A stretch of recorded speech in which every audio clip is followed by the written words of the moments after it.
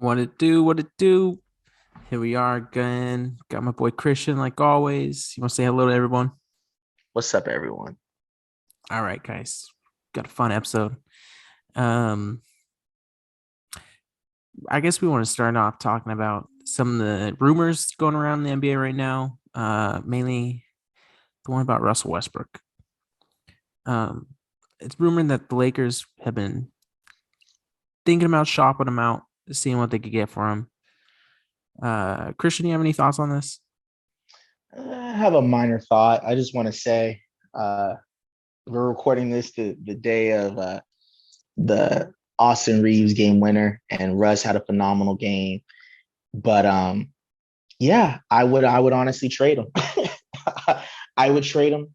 Uh, I would trade him for Ben Simmons if Philadelphia wants to pick up the phone.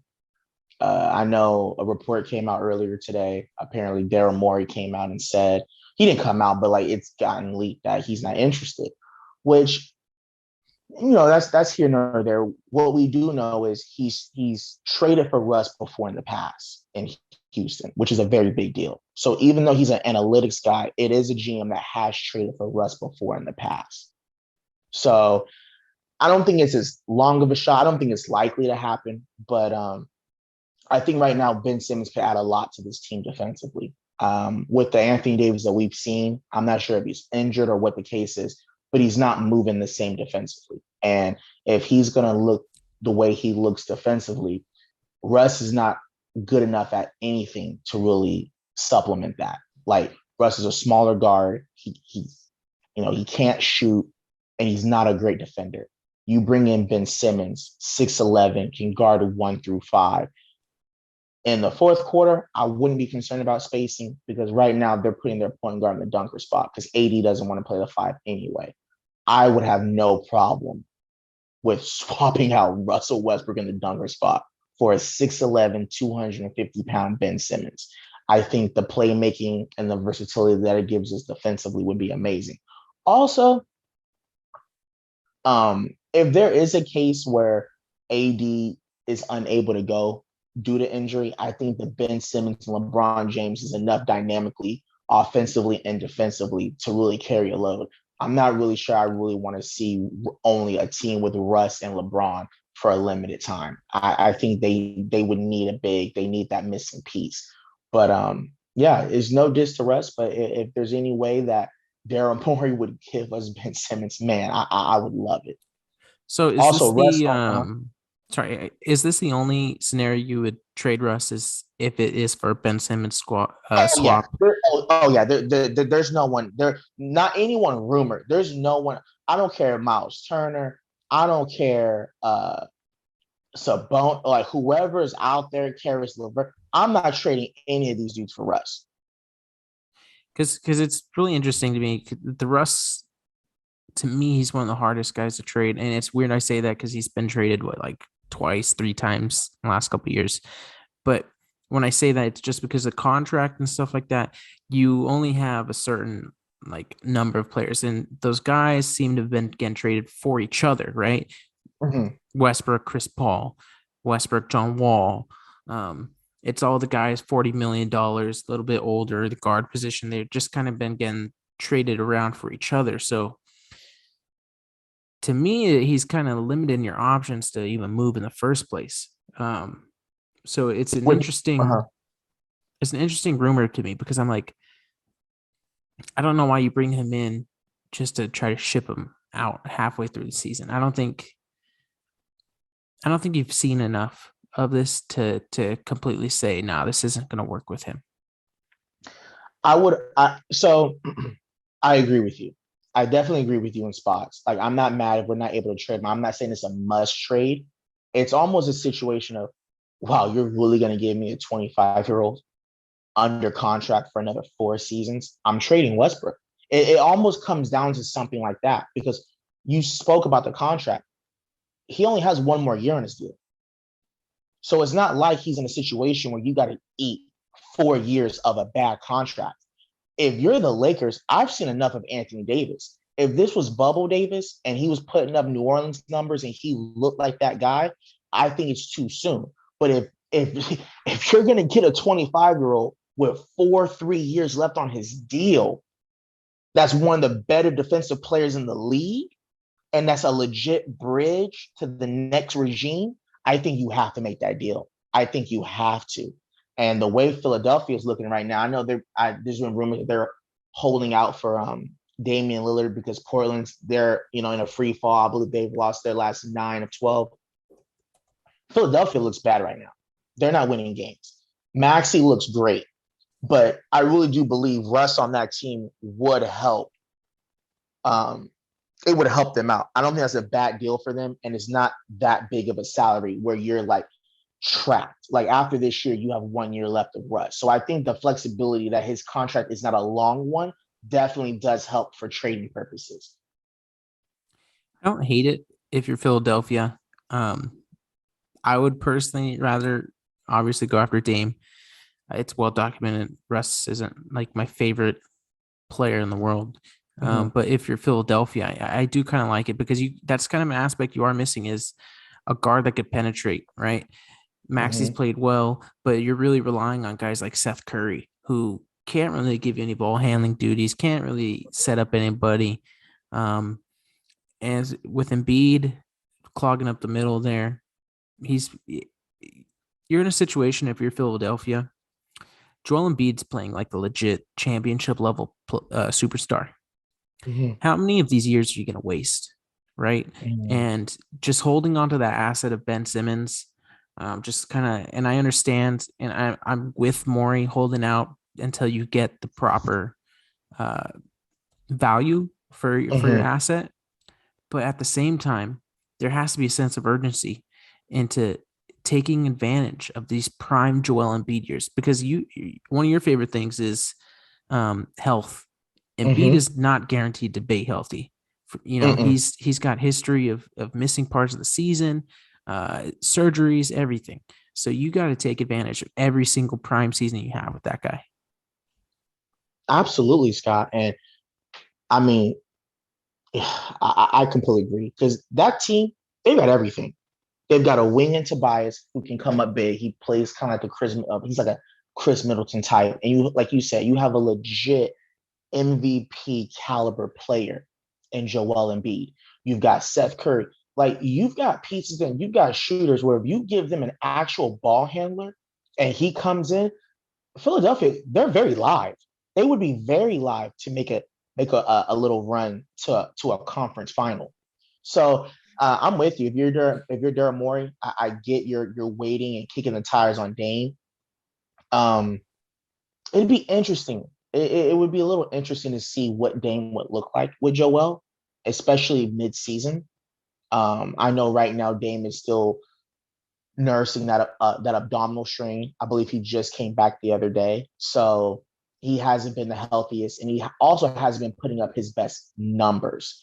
And I'm not sure if that's a testament to a new system with Chauncey being there. But if this is any indicator of how he's going to look with a new coach, well, if he gets traded, that's also a new system he'd have to learn.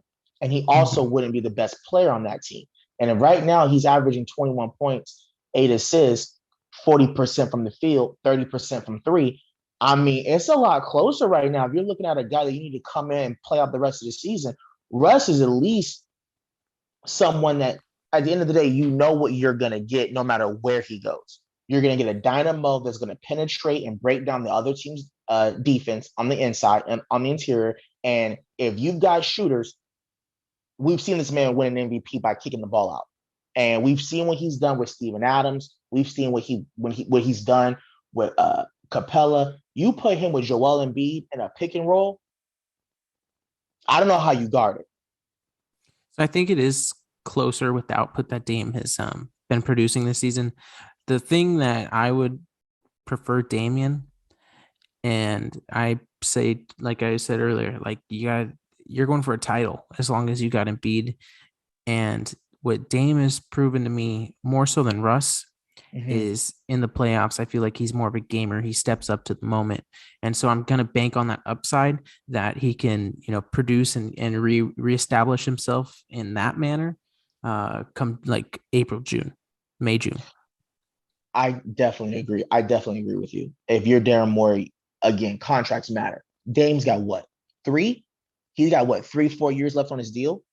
Westbrook only has one more year after this year. So if there's a situation, you're Daryl Morey. If you can honestly get a dude under contract for a longer period of time, you got to go with that option. That's why if you're the Lakers, yes, it's really early. But if you're telling me that you can go get a dude 25 that's got 3, 4 years left on his deal, I'm making that deal happen every day of the week and twice on Sunday. So in Philadelphia's case, I would definitely hold out for Lillard just because it's you got more security on your end and it's a marathon, not a race. If Joel is able to finish this season out healthy, at least you know you'll have Damian in your camp another 3 seasons. You can have an off season with Doc and get him implemented in the system going forward. You know what I'm saying? Because you still got to look at Chicago's not going anywhere. Milwaukee's not going anywhere. Kevin Durant hasn't signed an extension. So, am I wrong about that, or did he sign the extension? I thought, let's see. Let's pull up Kevin Durant here.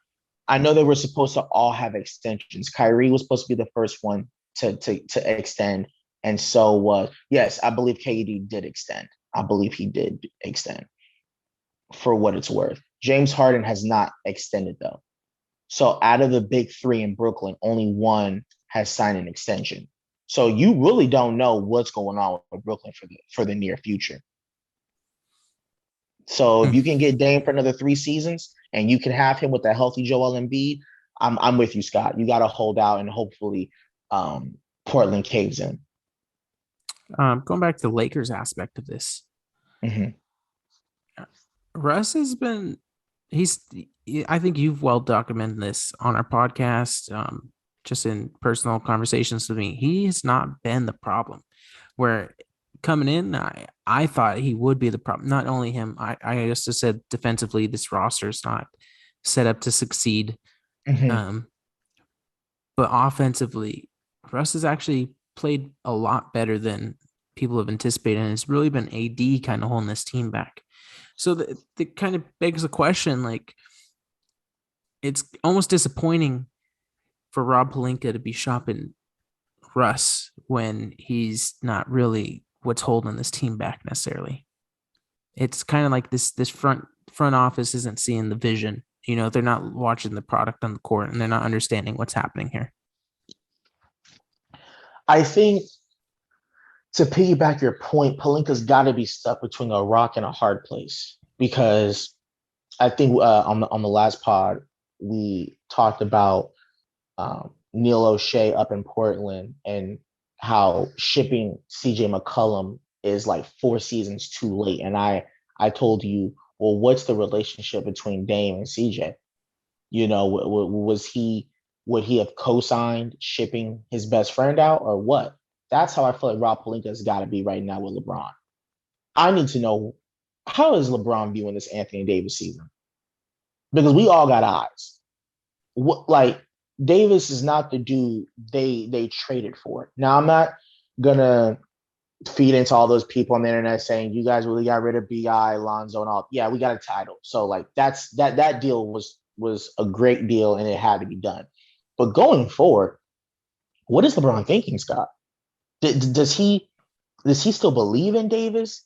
Does he know something we don't know? Is that tendinosis in the Achilles? Is it degenerative? Is it getting worse? Because it looks like for all those who've seen the original Space Jam, it looks like his powers have been sucked by the Monstars. Like Davis does not look like himself out there. He looks awful.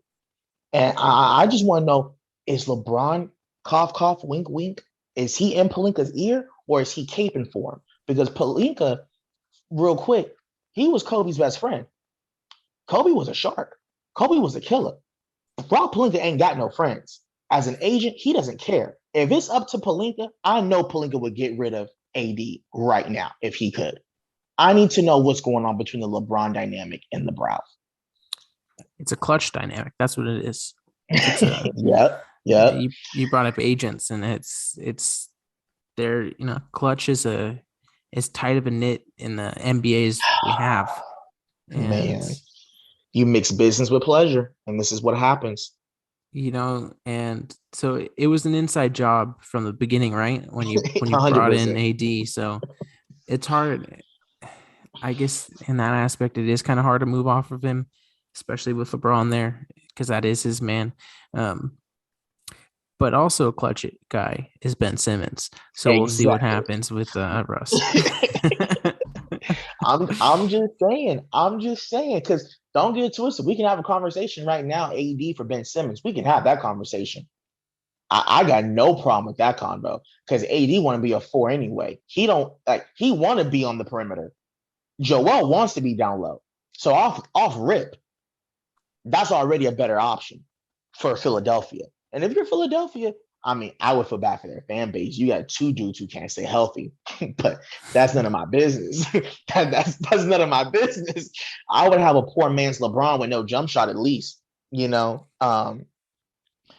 the I fit gotta be between honest, like AD and Embiid, I don't love the fit. And not this AD. AD of 2 years ago, yeah, but this AD, he's too big, man. He's too big, and you put him next to Embiid, and there's no spacing on that floor. The lane's clogged now. Embiid doesn't no, get no, no, no. room to do all the Scott, stuff he you likes. gotta keep it down. You gotta keep it down. We can't have Daryl Morey hear that. I agree with you. We gotta hype up Davis's trade value now. We don't need Daryl Morey looking at Davis like that. We need him licking his lips. Someone needs to get fleeced for AD because this AD right now, someone if someone really does trade for him, they would be getting fleeced. I They would think get I think fleeced AD. I like Ben Simmons, but I think you can get more than Ben Simmons. I think you get better value than Ben Simmons right for now. AD. Yeah, because there's too many stupid GMs out there, dude. Like, Who could you? Okay, so who could you get? He's got 3 years left on his deal. Who could? No, he's got four. He's a free agent in 2026. So if that's 3 or 4, whatever the math is on that, but he's a free agent in 2026. Who could we really? Who could? Who's dumb enough that's got talent? Would you want Bi? do you think? Well, I already told you this like quite a few episodes back when we are talking about like, all right, if Palinka was seriously savage, you would send him to Boston. You don't think you get like a Jalen Brown for him if Boston keeps tail spinning out? I could see them getting desperate, and like they wanted him before. And personally, I would take Jalen Brown over Ben Simmons. Um, I Oh my think, goodness! Oh my goodness, Scott, you got me fantasizing right now. Do you think that we've heard AD's dad come out and say that's the one team they don't want to play for because of the culture there? Do you really? Palinka would do it. He's a yeah, but he's savage. under contract, so like, what is he gonna do? Do you think Boston would take? They have to. They're tanking right now. They got to do something. Uh, Oh my goodness, I don't know. That's Tatum and just the one AD. off the top of my head. I haven't like looked into this or anything. I haven't put 80 in any trade machines, so it's just something You I know just. what? I ain't got time for this, bro. The real savage move is ship his ass back to New Orleans and give me Brandon Ingram. I'll take Brandon Ingram right now. Are you kidding me? Bro, ship his ass back to the Smoothie King Arena. Since he want to act like he don't want to be here, since he want to act like he got problems at home, ship his ass out of town. I would ship him right back where we got him and get Brandon Ingram back. Hmm. If you asking me, that's the move I would do right now. Because Brandon Ingram, Oh, for people that don't know, his time is gonna come. People don't understand. That is baby Kevin Durant. I don't think people understand how young he was when he came into the league. I told everybody about Zach LaVine last year. He was gonna have a coming out party. He's up next.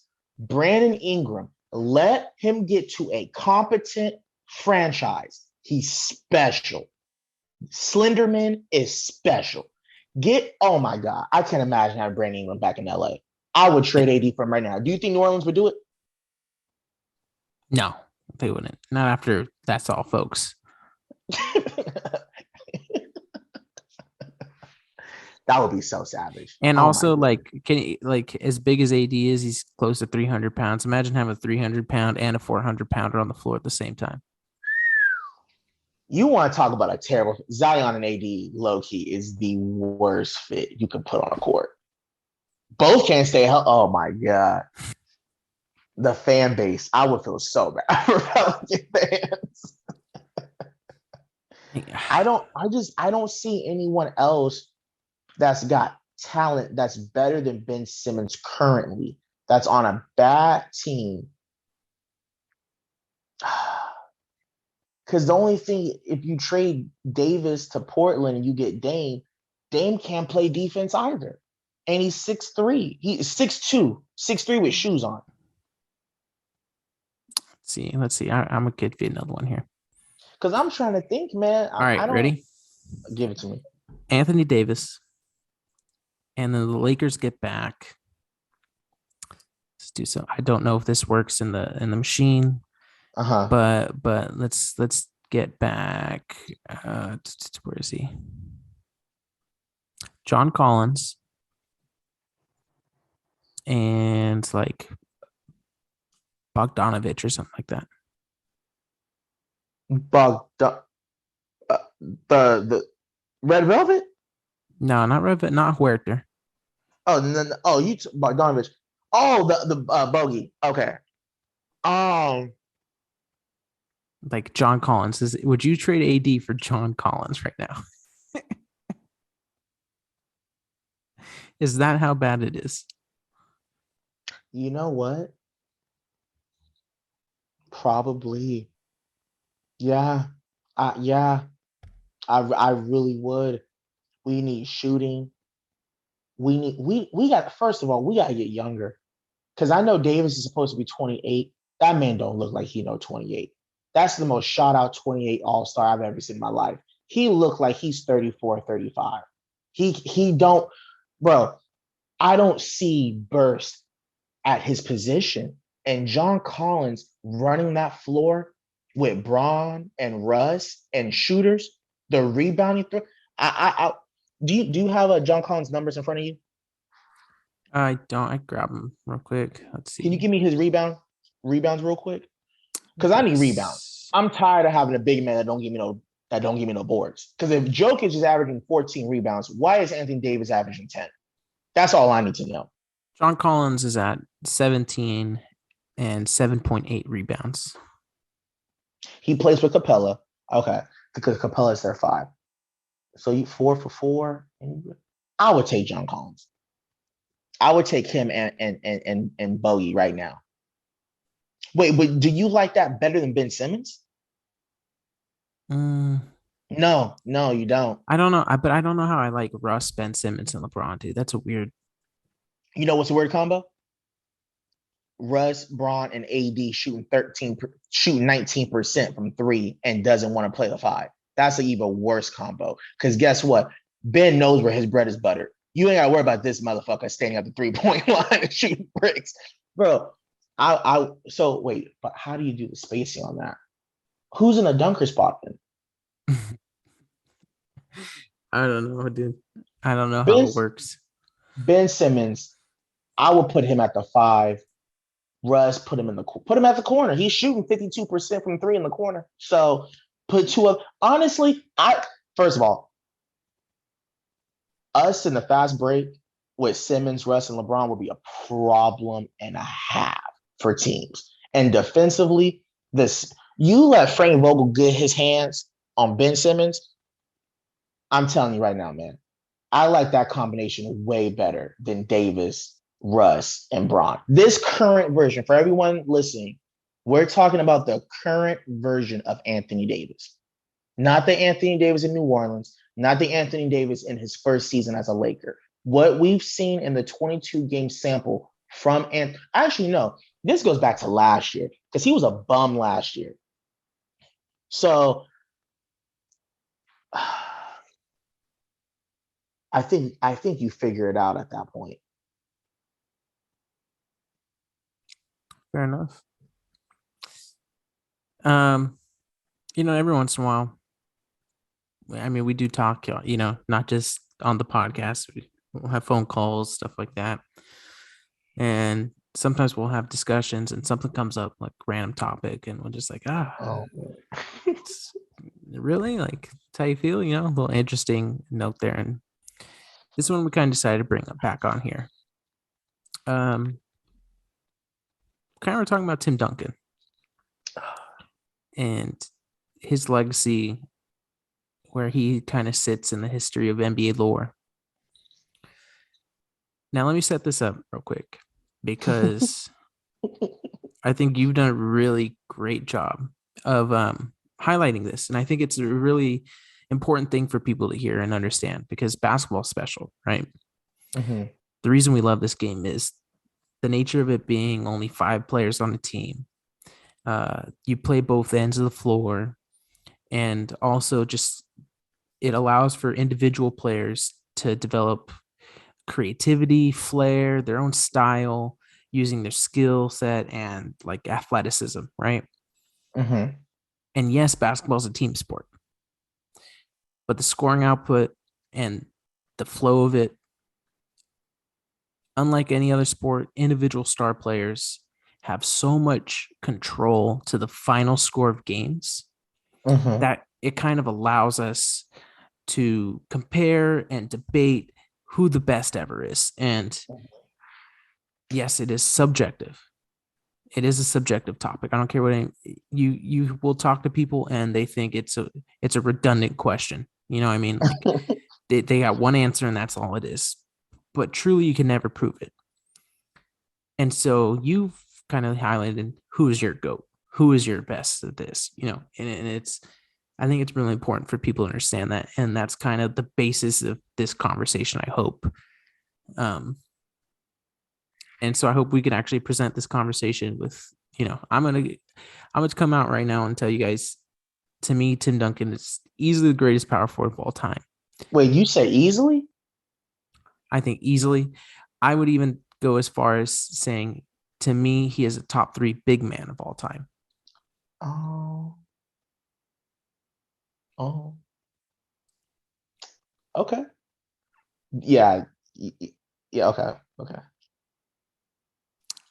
Tim I, Duncan. I Oh, hold go on, ahead. No, go ahead. Go ahead. real quick, Scott, because I'm gonna hand it off to you. I just want to get this. I want to preface what you're about to say real quick with this.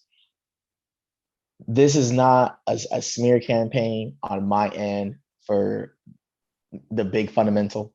You know, I do enjoy Tim Duncan. I think he was a great ambassador of the sport.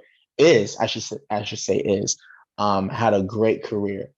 My only This whole conversation started with Scott and I having a conversation. I want to clarify my stance on Tim Duncan. I don't have a problem if someone has him as the greatest power forward of all time. My issue comes in, I would want to know how it's a consensus. That's my problem. I think it's absolutely ridiculous that it's a foregone conclusion that he's just the overarching answer for the greatest power forward of all time. I have a problem with that because I think there's some bullshit involved and that consensus. I think it's lazy and I think it's stupid and I don't think it's factual by any means. Now, again, if he's your Sure. favorite power forward or the best in someone's eyes, no problem there. But it's almost like it's got Jordan-esque to it for a lot of people. Like when you say Mm-hmm. who's the GOAT, you just say Jordan, which I'm not going to argue about that. It's a different pod for a different day. I want to know how Tim Duncan got that as the greatest power forward. I'm scratching my head because I think Well, there's a lot more nuance at that position. I think that's why I kind of preface it by saying, who's your GOAT? Like you say, who's your person? You said easily. I got to hear this. I got To to hear me, this. This is wild. I got it. not power forward, a top 3 big man of all time. Ain't no I, way. I feel like Future right now. Ain't no fucking way. Ain't no fucking way. and you say there's no facts, no evidence. I have plenty for you, and we can have nuanced discussions. Well, you got plenty for consensus, or you have plenty why he's in the conversation for the greatest power forward. Because there's not one stat you can throw out at me. Like we've all had this conversation subjectively, why this man should have a consensus. There's not one stat out there. I have anecdotal. I have tangible evidence. I That have he's one of the greatest power forward of all time. and he's a lot of people's best power forward of all time. That's what I'm you have, correct? I'm gonna make the case, and feel free to I poke love it. holes. Feel I free to love it. I poke love it. holes. I love it. I love Bring up examples, whatever you want to do. Okay, I'm Tim listening. Duncan comes in the league 6'11", 250 pounds. Okay. He's a 15-time All-Star, 15-time All Defensive Player, 15-time All NBA player. He was the 99 2000 All-Star MVP, 3-time Finals MVP, 2-time MVP. For his career, this is one of the things that a lot of people would poke at, right? For Tim Duncan as a reason against him being recognized as this is the career stats, right? 19 points per game, 10.8 rebounds, 3 assists. He shot 50.6 field goal percentage, but only like less than 70% from the free throw. Tim Duncan in his college career, he's a 3-time Defensive Player of the Year, 2-time ACC Player of the Year, 2-time All-American. He's the 97 Naismith Player of the Year. He also finished his collegiate career as the all-time rebounding leader in NCAA history. And the whole Tim Duncan thing, for me, just quickly, and then you could bring in whatever you want.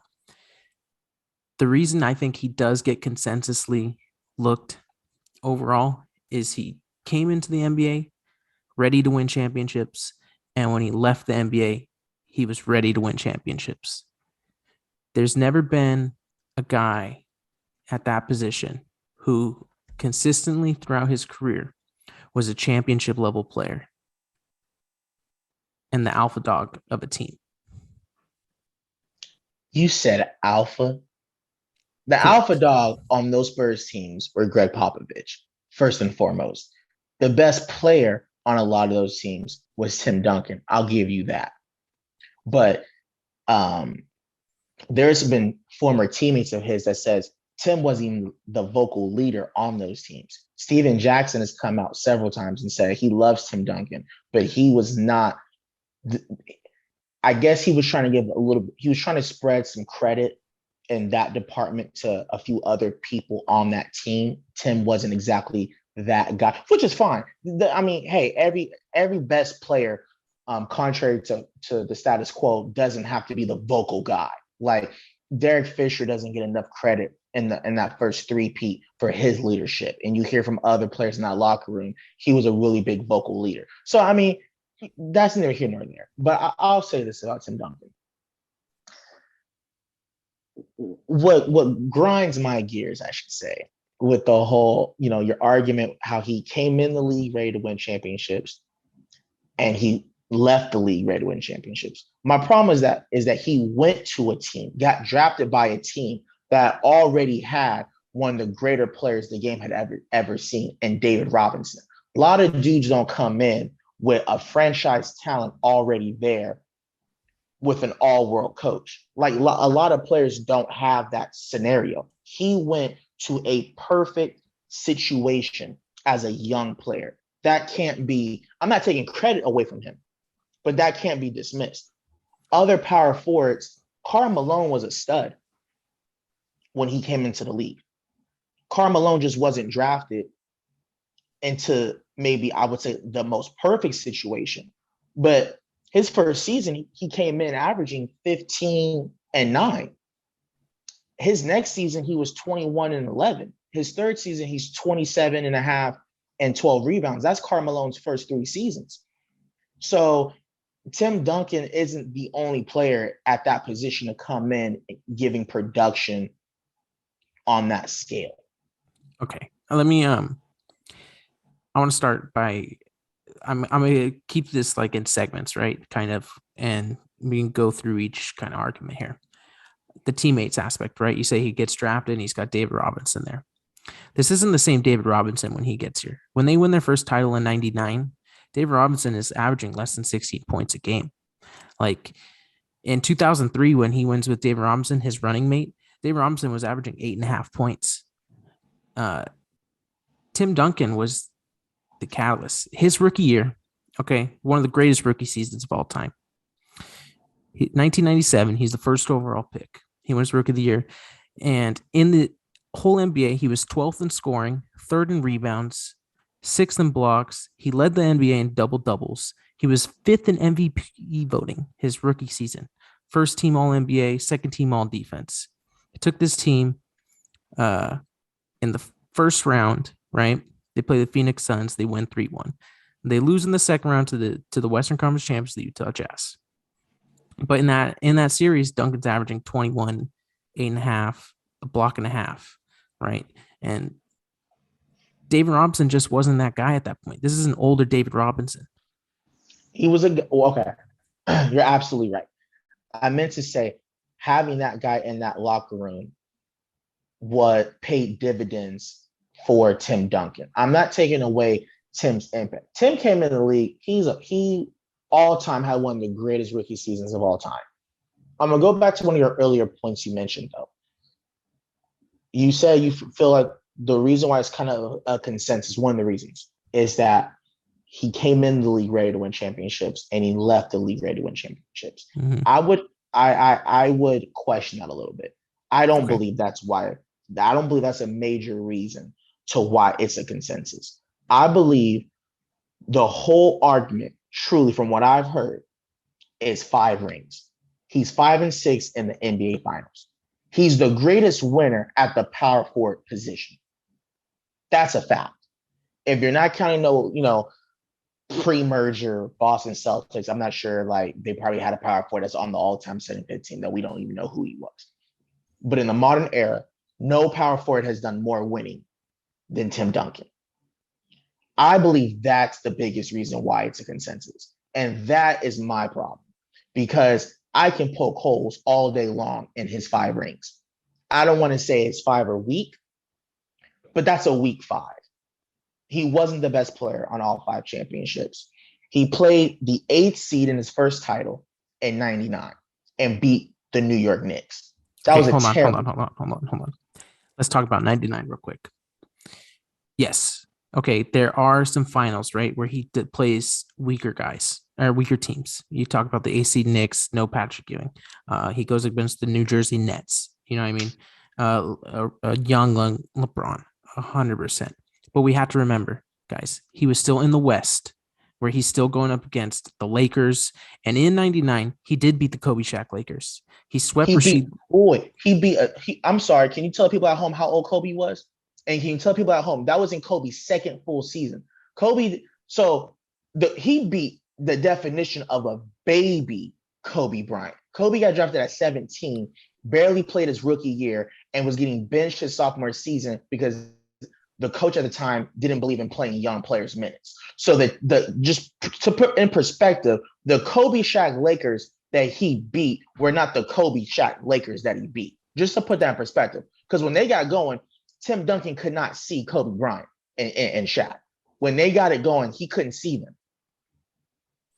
Kobe Bryant was still a 20-point scorer at the time. And not only that, but I think it's unfair because he also beats them in 2003, if I remember correctly. But it's one of those things. It's like I feel with the Kobe Shaq Lakers, people consider like if the years that they didn't win a title, like they weren't good teams. Like that is still a really good team, man. And they not only them, but they still swept the Blazers with the Rasheed Wallace, who are really fucking good. And then they take out the Knicks for sure. Like, and the Knicks were undermanned. There's no getting around that. It was a lockout season. I don't even know how they made it. So fair enough. Next title, 2003, right?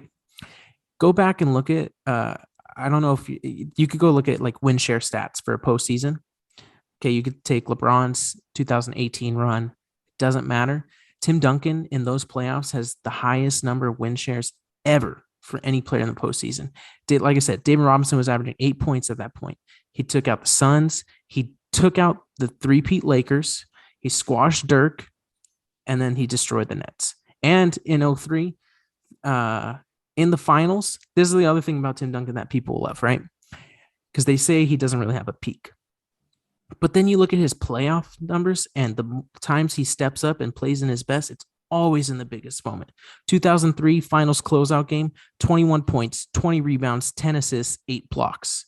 Like That is special, man. That's 2 blocks away from a quadruple double in the finals. I don't care who you're playing. It's still the NBA finals, and he still had to go through the whole Western Conference year in, year Hey, out. hey, hey, hey, hey, hey, hey. I'm with you, buddy. I'm with you. I like this. I still have not heard anything why it's a consensus. First, Tim Duncan is a great, great player. I would argue he was less dynamic than Kevin Garnett. Kevin Garnett in his 13th season won Defensive Player of the Year. So you want to talk about having a long prime? Kevin Garnett could guard 1 through 5. This man athletically and his playmaking ability, Kevin Garnett went to the Minnesota Timberwolves.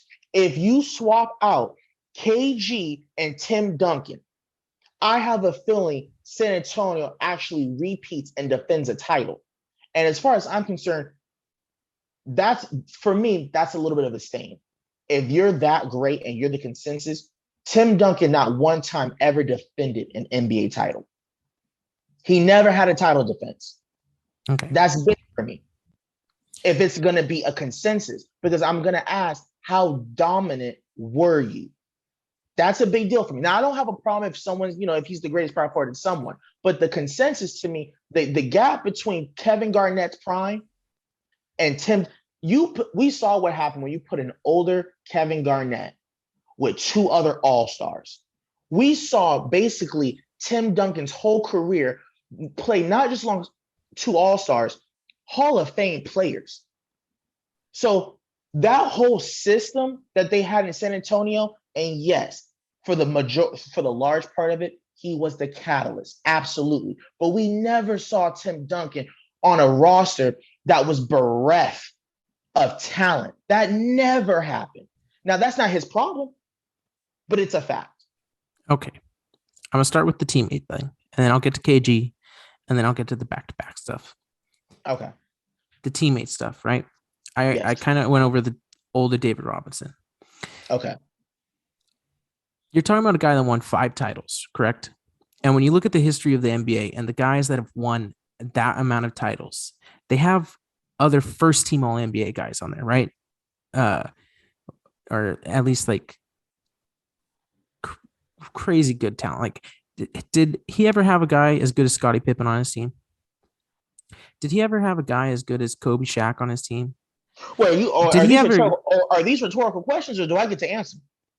You can answer. You can answer. Manu Ginobili played into a system.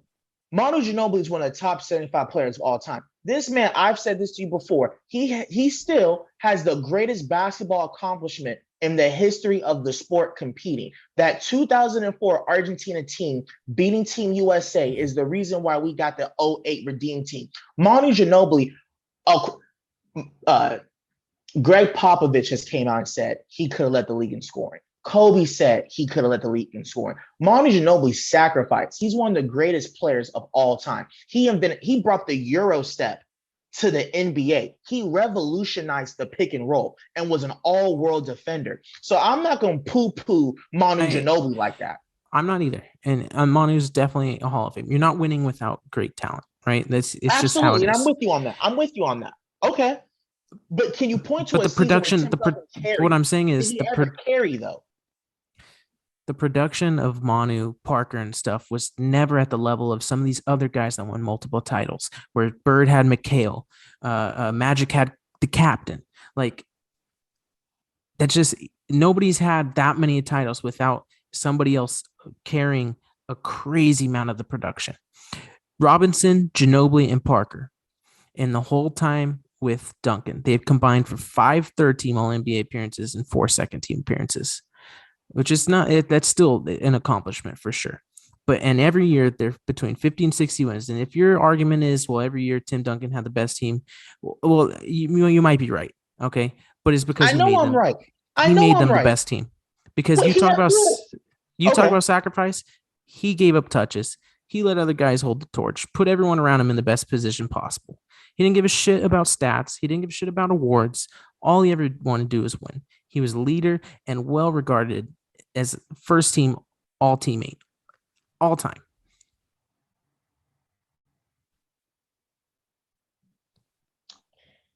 Okay. Um, I believe your next point was you were going to address the back to back, the title defense. okay, back to back titles. Christian, Since he was, Are you WWE fan?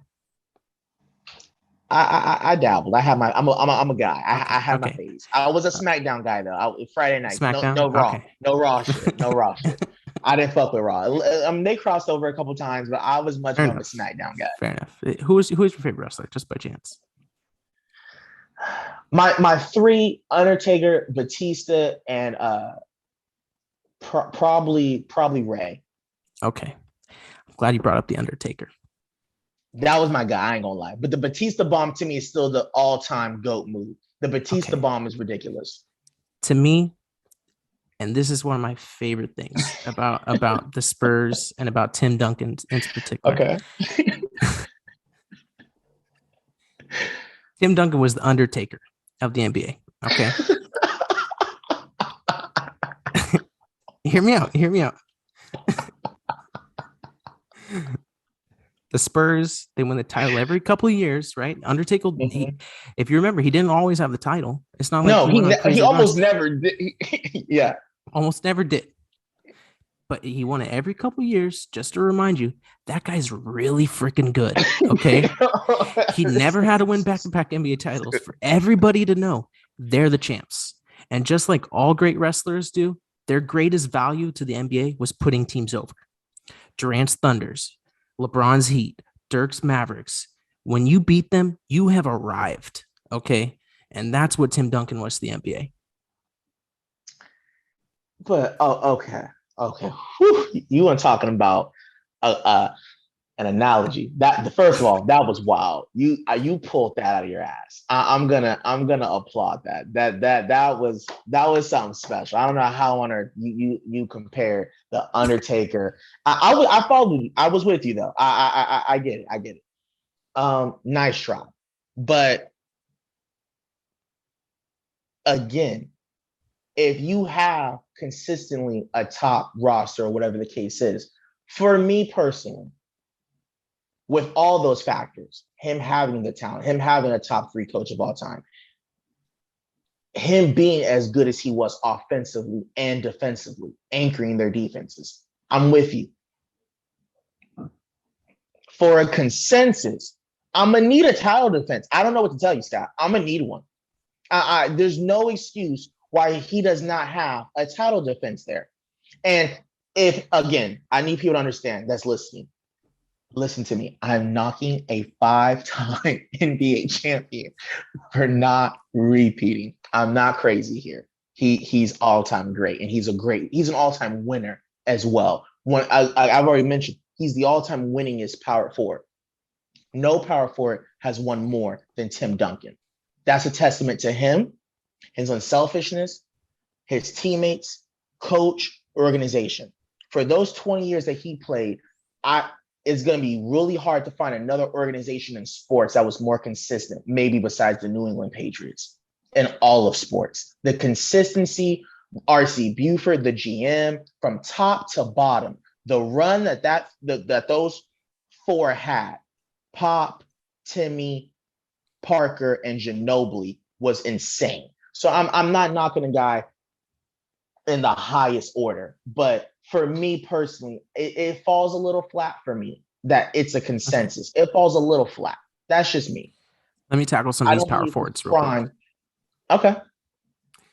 Karl Malone, he's got all the stats, none of the clutchness, none of the defense. You could say Dirk, all the stats, he's got a title, none of the defense. To me, the only guy at the power forward position who you could say comparably, like skill set wise, is the guy you brought up, KG.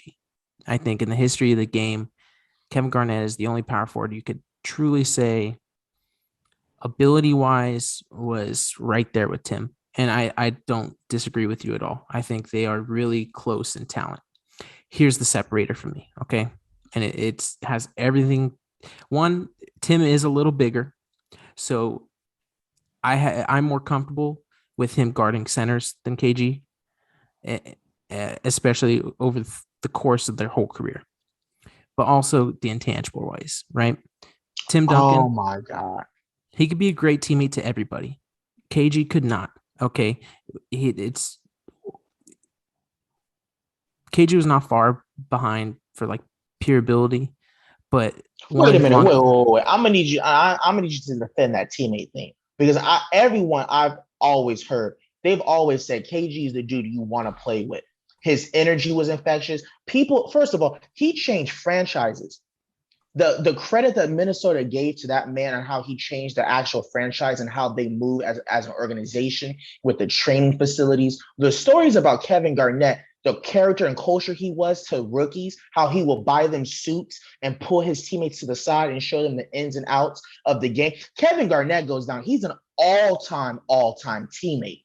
So Okay, they cancel out with that. I'm not letting that slander fly. I disagree because I think there's a difference here. Okay, KG was very intense. It's well documented his intensity. So if you came in and you weren't doing everything that you need to, and it's not a knock, right? It because if you demand excellence, you demand excellence. But This sounds like a media narrative. That's what this sounds like. That sounds like a bunch of bull jive, Scott. okay, I don't no, know no, because that I've heard it from like credible people and not even like Jackie McMullen or something like that where they've but it's seen this what shit is that happen. what does that mean? Like I don't understand what that means. There's It, too many people that have vouched for this man's character. I know like that's not tangible for me. I don't know what that means that he's intense. We all know, first of all, the media hates intense players. That's a fact. The media does not like intense players. If you're not cookie cutter, if you're not giving the PC answer in post conferences, they don't like you. We know that's a fact. So intense to me is a derogatory term for something else. I don't like I've never heard of a story with KG actually being a bad teammate. I don't know those stories. He's the dude you want to go to war with. I've heard that across the board. You want to go to war with KG. I mean, like Wally Sersbiak's called him out before. Wally Serbiak. Yeah. Okay, so you're saying so you basically what you're if what you're saying is more people liked Tim Duncan, if this is a popularity contest, then that's fine. If a dude from the Virgin Islands doesn't say anything, he's a mute, and he's not dominating in that way in the locker room. If that's what you're saying, you prefer that, that's perfectly fine. But I think we got to point out there's differences, but one isn't right or wrong. I don't think that's fair of a personality type. I don't think that's a fair assessment. I think I don't think you're wrong that it's right or wrong, right? I'm not saying it's right or wrong, but I'm saying Tim Duncan could be a teammate to everybody. I don't know if KG could have been everybody's teammate because there are guys that he's gonna get on their ass and they can't handle it.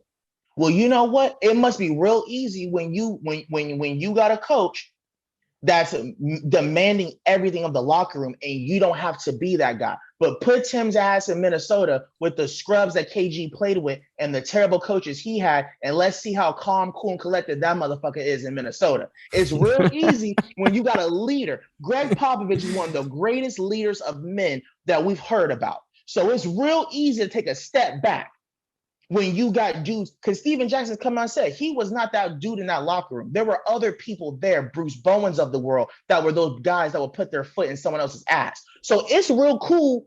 It's real. Hey, I wouldn't have anything to say either. But when you're struggling to win games in a dormant franchise like Minnesota, you know what? For the people at home, this Minnesota actually has an MVP.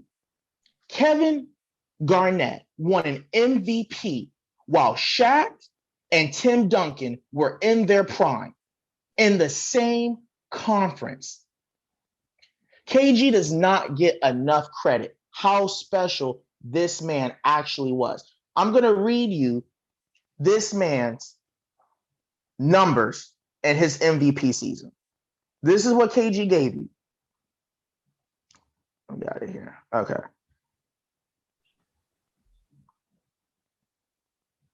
KG was giving you in his MVP season 23 points, 13 and a half rebounds, 6 assists, 1.5 steals, and over 1.5 blocks per game. Doing everything. His playmaking ability to make others better to get to the playoffs with the talent that he had with him, it to me is one of the more impressive MVPs of the 21st century that he got that, especially in that market in Minnesota.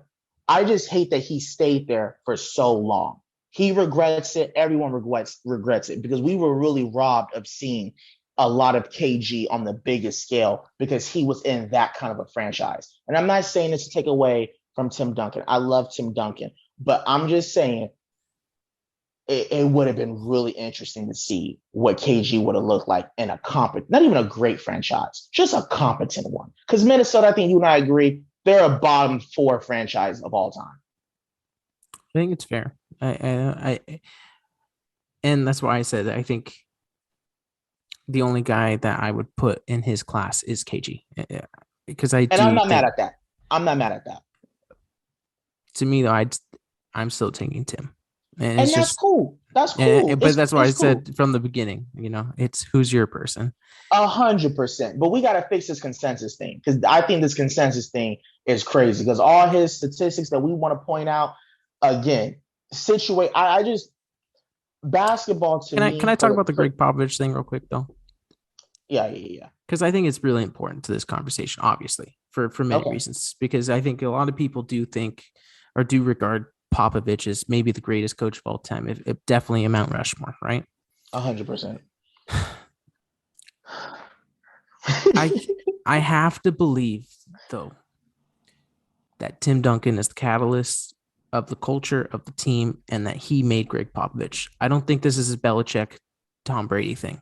I think if you're talking about in the NBA, which is a star driven league, Tim could have had Pop fired at any time.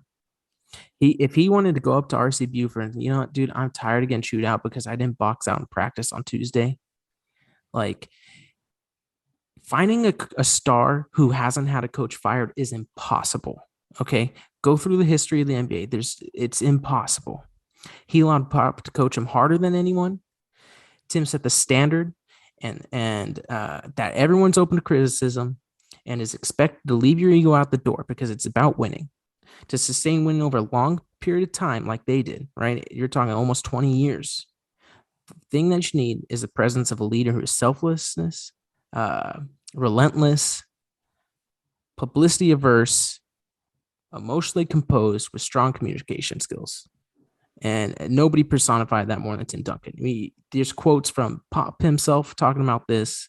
There's quotes from Mike Budenholzer, I got one right here. Mike Budenholzer, former main assistant, right? The magnitude of that, the number of people in this league who have enjoyed opportunity or found spots in the league. You can trace that back to one guy, to the way Timmy played ball and the way he conducted himself. The culture is Timmy. So to me, Tim made Popovich, not the other way around. I'll never agree with that. Never. Basketball is way too nuanced at the end of the day. And unless you're playing in the 1960s, talent is too good, especially in Tim's era. It's to me, I'm always going to go 50-50 because you're absolutely right with everything you're saying about those kind words to Tim Duncan. I'm not going to argue with that whatsoever. But Popovich still coaching? Is he during that time, was he still coaching offense and defense? Yeah, he was. He wasn't just there being led by Tim. That's not how that works. They have two different job descriptions. So it's very difficult to just throw an amount of because Tim's not coaching no one. I get what you're saying that he allowed Pop to be Pop, and that needs to be. I'm glad you said that. I don't think enough players allow coaches to coach and do what they do best. But Tim's a smart dude. He knows he ain't the coach. And also, Pop was able to do things that took pressure off of him. I think one of the reasons why I think Draymond is so underappreciated, Steph is not the leader on that team. He leads by example, of course. He's unselfish, maybe as big as unselfish player as Tim Duncan was. But Draymond Green is the heartbeat and the force on that team. Steph's not going to check Draymond because Draymond is doing something that Steph doesn't want that responsibility. And he knows he's better at that. So it's almost a situation where Tim understood what he was really good at, and he knew that Pop could get others to go above and beyond. And I think Tim recognizing that and allowing Pop to be Pop is why Tim Duncan is who he is. But I'm not going to sit there and take that because they're two different personalities. That matters. Pop is a completely different personality than Tim Duncan. And I ain't never going to see no player like Steph or Tim Duncan lead no team to multiple championships without having that guy. And Popovich was that voice. So it goes hand in hand. We see right now, hey, Tom Brady can get more credit right now because he won a Super Bowl, but he also went to a stacked team. We see what Bill Belichick is doing right now with a rookie quarterback. Tom Brady is not stupid. I believe he learned a lot from Bill Belichick. He said, this dude is on a different level. And if I buy in, now Tom a better man than me, because I ain't buying in for no 20 years. You ain't going to talk to me sideways and I got 5 rings. Tom, hey, Tom built different. But Tom understood there was a gap on Sundays between his coach and the dude he was going against. He saw real quick, there was a huge gap there. And he's like, this dude is that guy. So don't think that Tim Duncan is going to be getting abused and berated by a coach he doesn't have the ultimate confidence or belief in. Don't get it twisted now. Every player at that level's got that ego. And they knew, yo, that's that guy too. At the end of the day, that's that motherfucker. You hear like, Jordan. I'm sorry, but I'm like, it's not like when Duncan got there, Popovich had ultimate pedigree at that time. Absolutely not. No, yeah. But first of all, you also have they had success early. That also matters because if you look at those star players, Phil Jackson wasn't Jordan's first coach. There's a greater appreciation when you get a different perspective. Phil Jackson was not Kobe's first coach. If you look at most greats, it's trial and error. There's a deeper I'm sure LeBron had a deeper appreciation for Spoelstra after their first year together than any of the other coaches that he had previously had. So Tim's success directly aligned with Greg Popovich, just like Brady and Belichick. So, I mean, to me, it goes hand in hand because at the end of the day, no player is ever coaching and no coach is ever playing.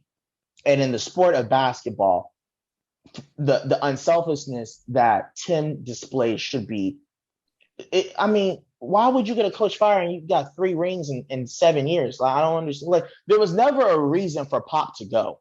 Like, there was never a reason. What losing season did they have? Like, I get your point, but you know what I'm saying? Like, yeah, it's real. Yeah.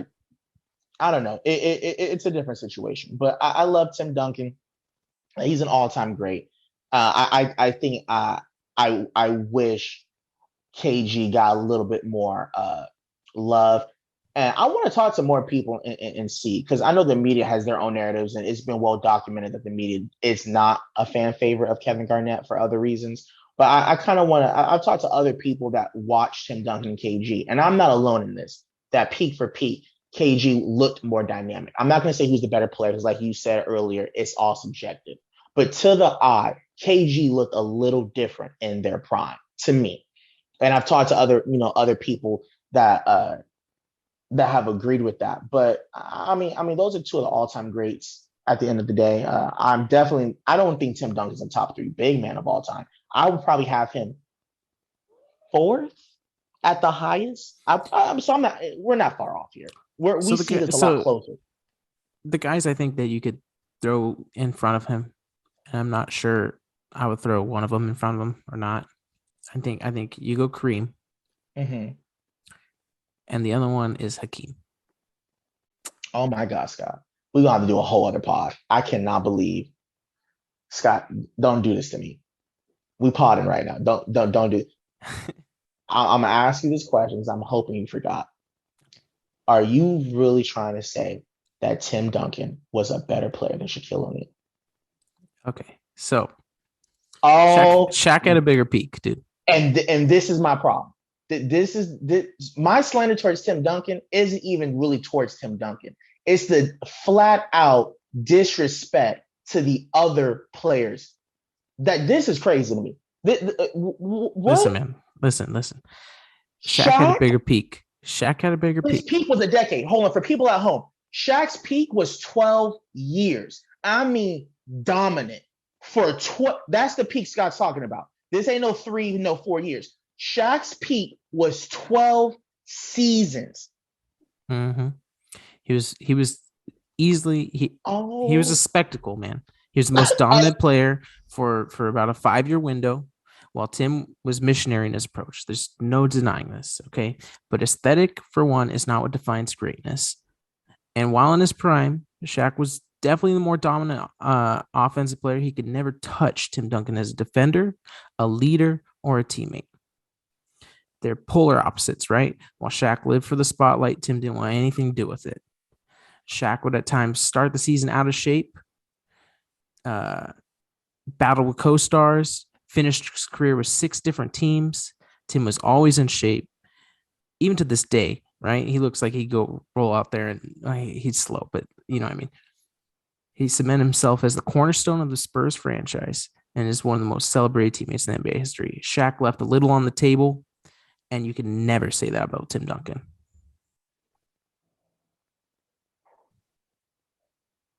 okay. And that's why I would take Tim. I'm not saying that I'm right. Just for me, I want if I'm looking to set my franchise up for sustained success, there are 2 guys that I'm taking in NBA history. One is LeBron James, and 2 is Tim Duncan. I'm gonna say this to that point. Since you're GM, you better hope you got Popovich and every other player that Tim played with. Because if you don't, and I have Shaq, I'm mopping you in the playoffs every single season. I just hope you know that because I'm a draft Shaq. And if you don't have all those other pieces, I will absolutely mop you in that Hey, prime. you know what? You could get a couple, and I'll get some. If I'll you get the ones redraft both around their it. careers, if you redraft Shaq's career and you redraft Tim Duncan's career, do you still think Tim Duncan ends up with more rings than Shaquille O'Neal? I think there's a really good chance. Yes, So yes. yes. How many rings? How if you redraft Tim Duncan, how many rings do you think he ends up with? Just take a guess. Over or under a 5? Under or over? I'll say he's at like 4. You redraft Shaquille O'Neal. How many rings do you think he wins? Over or under a 5?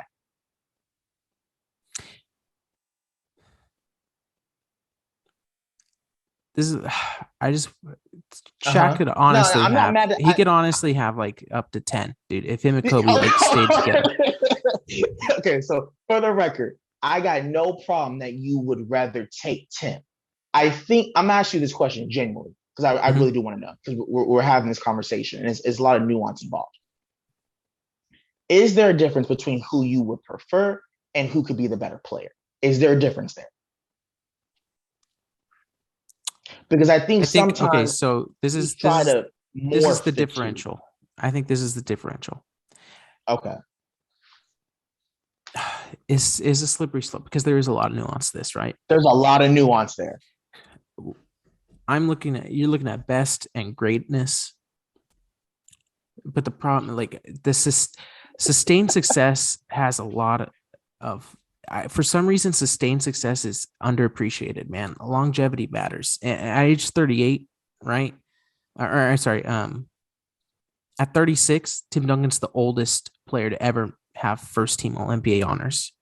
Age 38 in his final playoff for game 7 against the Clippers, Chris Paul has the floater. Tim put up 27-11 in that game.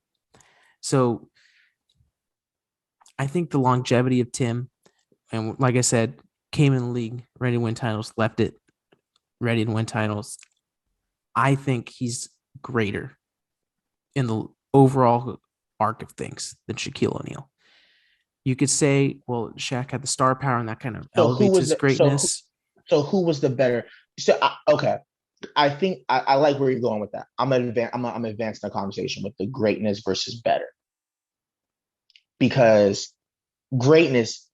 I think you're cooking. I believe those are career accomplishments. That takes into account GM, coach, teammates, basically a situation. because to sustain greatness like that over a period of time, it ain't just that player. Even if they've been traded, you went to favorable situations. And I don't think the average NBA fan pays enough attention to the details in a situation. A player's situation is everything.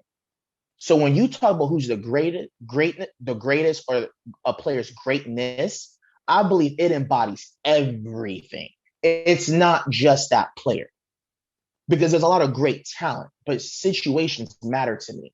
But when we talk about better, I'm talking make everything even across the board.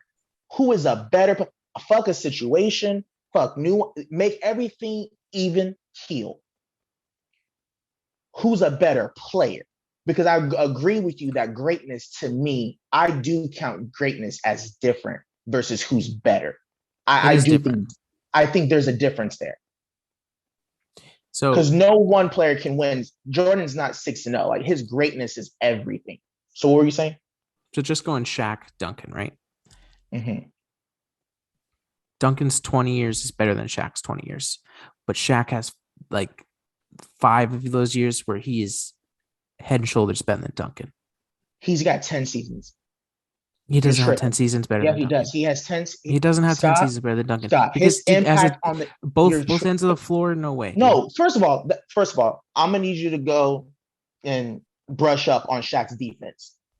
You know He has this. 15 time defensive player of the year or You know this. You all know this for a NBAs. fact. When a player is overwhelmingly great at one thing, they under it tends to be a fallen narrative, and they're not. Kobe Not is in the one of the NBA, greatest dude. two-way players of all time. No And one he's talks got the about all Kobe's defensive defense. players to No, talk about but it, that to go with it. but it's to the point we don't talk about it. You can Google it, but it's not talked about, which is the same reason why people were able to fix their lips and compare Devin Booker and Kobe in the same sentence because no, the casual person is not aware that Kobe Bryant was a premier perimeter defender. Yeah, Shaq but was no Duncan slouch defensively. but Duncan is like you're talking about all time great defenders, dude. He's on the first team in NBA history. But Hakeem is also a great, one of the all-time great defenders. Third highest defensive rating ever, second highest defensive win shares of all time, fifth highest all time defense plus What I'm minus. saying is it's a lot. Okay, so hold on. So are we gonna act like offensively, Shaq does not blow Duncan out the water? Then, if you're gonna go there and we're splitting hairs because it's a lot closer defensive, I'll give Duncan the edge. I got no problem with that. But the gap between Duncan defensively and Shaq defensively is not bigger than Shaq offensively and Duncan offensively. There's a huge gap between Duncan and Shaq offensively. There's a huge gap.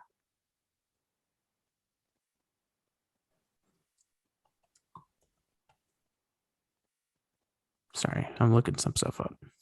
I got no problem. I know if I lost you real quick because I was looking some stuff No, up too. no, My screen. I'm not gonna lie, I had the multi-screen going. I was like, yo, did the feed cut out? no, no. You're good. You're good. I was. I don't want to be stupid, disrespectful. I am with you though. Tim Duncan I'm definitely giving him the edge. He's a better defensive player. I was just talking about like the distance between the two. If you take in both sides of the floor, the gap between one and the other, Shaq he's just a better player. I don't think he's greater than Tim Duncan, but I think he's a better player. And I think I like it, we will never see anything like Shaq. We just won't. And his prime, literally 12 years. Like it's not a small prime. Like Shaquille O'Neal, like you said, if you redraft him, you wouldn't be surprised if I told you he ended up with 8 rings. You wouldn't be surprised. And that's the thing with Shaq, and that's why I said earlier, like he left something on the table, man. He did, and that goes to greatness. And I would have no problem if you said you believe Tim Duncan is greater, but Tim Duncan is not a better player than Shaquille O'Neal. He's not. I think it's fair. I think that's fair. Look at us. Look at us. We're Look getting at somewhere. us. I love Tim Duncan, the big fundamental. No issues with the man. Love him. Great ambassador, and like you said, who would I rather be in a locker room with? What version of Shaq are we talking about?